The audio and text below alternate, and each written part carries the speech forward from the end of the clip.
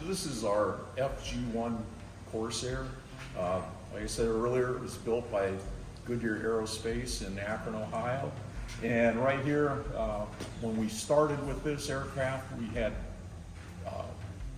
cockpit section, we had an engine, we had a prop, and we had a tail wheel. And I tell people all we had to do is fill in the holes. So that's what we're doing now, is we're filling in the holes.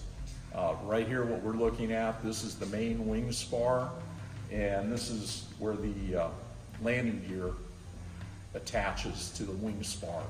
And if anybody out there has a set of landing gears, we're still looking for landing gears. They do not have to be airworthy. This is not going to be a flying aircraft. Okay, this aircraft was operational during World War II, the end of World War II, and it was involved in a training accident on an aircraft carrier off the coast of Virginia.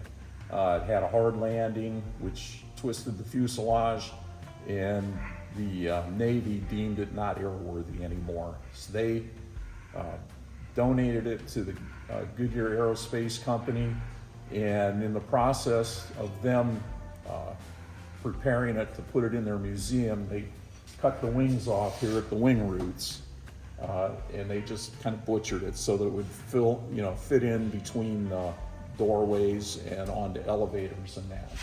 Right here we do have a piece of the original wing spar, and it was an aluminum I-beam. We've taken the tack that is not going to be an airworthy aircraft, so we redesigned to make it, to simplify the fabrication of the parts. So we made two steel I-beams, and they're connected by the top plate and the bottom plate. So basically we've got a box beam here, and we try and stay within the original dimensions of the aircraft. So if we do get original parts, hopefully they fit, or we can modify them. You can see here on the aircraft we have Sweet Velda. She was a Rosie the Riveter during World War II, worked for the Goodyear Aerospace in Akron at this time that this aircraft was built. So there's a good likelihood that she touched this aircraft. And about a year ago, she came in and we had her drilling a few holes and do some riveting and that, just to kind of get her into the mood of things. Well, after she was here, she passed away about 2 or 3 months later. And one of our members here, Bill Barcato, he said, we got to put her name on the plane. So he went in, and one of our other members made the stencils for this and put it on there. And I told Bill, I says, don't get too used to it.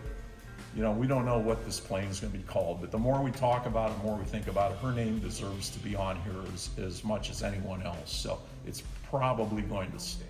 Here we are at the aft section of our aircraft.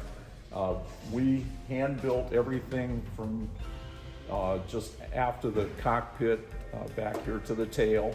The reason, for people that don't know, the reason the elevators aren't skinned is because they're fabric covered, same way with the rudder.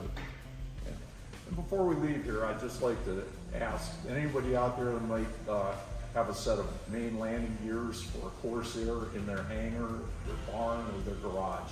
We'd really appreciate some help with that. Otherwise, we're probably going to have to fabricate something. And I guess anything else that goes on the Corsair, right? Yeah, and anything else that goes on the Corsair. They don't have to be airworthy. So we'd appreciate any help you can give us. Thank you.